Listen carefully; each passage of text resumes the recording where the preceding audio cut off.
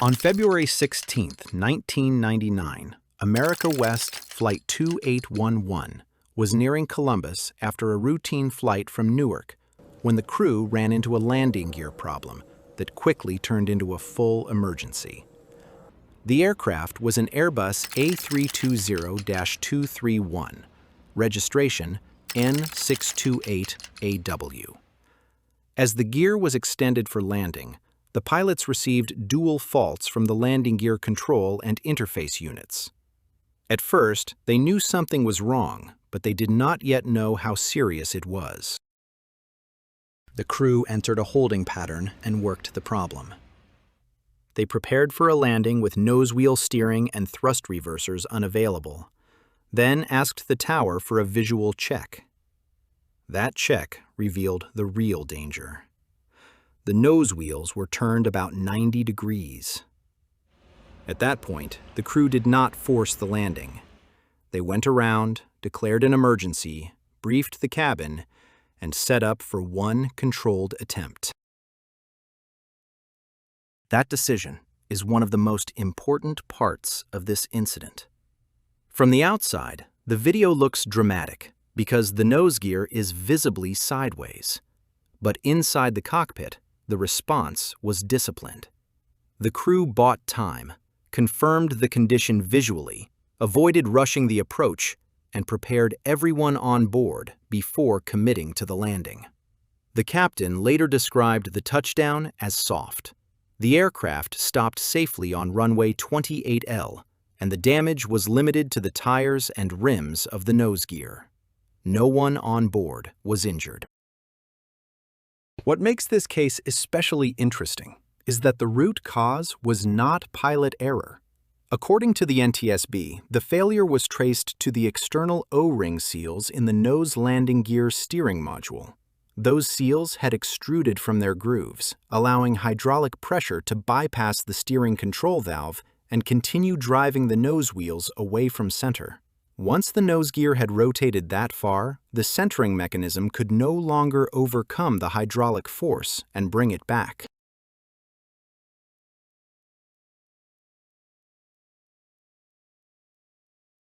And this is where the story becomes bigger than a single flight.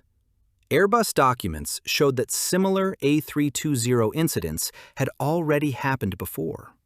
In response, Airbus had issued Service Bulletin A320-32-1197 in October 1998, recommending replacement of the external seals in the steering control module.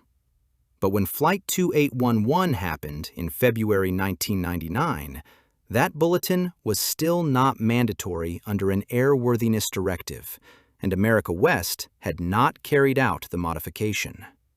In other words, the airline had not ignored a legal requirement, but the hazard was already known. After the airplane stopped, the captain reported seeing smoke drifting up on the right side and ordered an emergency evacuation through the overwing exits. That detail matters because it shows how cautious the crew remained even after a successful landing. At the same time, the NTSB later noted that the tower recordings did not support the claim that radio congestion prevented confirmation of a fire. So even here, the report leaves us with a more nuanced picture. The evacuation was understandable, but not every part of the crew's explanation was backed by recorded evidence. The final lesson from Flight 2811 is not just that the landing was well handled. It is that a hidden mechanical defect, already known to the manufacturer, can leave a crew with very limited options in the final minutes of a flight. The pilots did what crews are trained to do: slow the situation down, verify what they could, avoid improvisation, and make one deliberate landing. Later, in 1999, regulators moved to make the modification mandatory, turning this incident into one more warning sign that the system needed to be fixed, not just managed. What happened after Flight 2811 is what gives this incident lasting significance. The safe landing was only part of the story. The investigation showed that this was not an isolated mechanical surprise, but another example of a weakness that had already appeared on other A320 aircraft. That matters because it shifts the meaning of the event. This was not simply a crew overcoming a rare emergency. It was also a warning that the system itself still carried a known vulnerability. A nose gear misalignment like this can become dangerous very quickly during landing. The aircraft may still be flyable, but once it touches down, the loads on the gear can rise sharply, especially if the wheels are no longer aligned with the direction of travel. In Flight 2811, the outcome stayed manageable because the crew did not rush the approach. They confirmed the problem, prepared the cabin, and made one deliberate landing, instead of turning uncertainty into panic.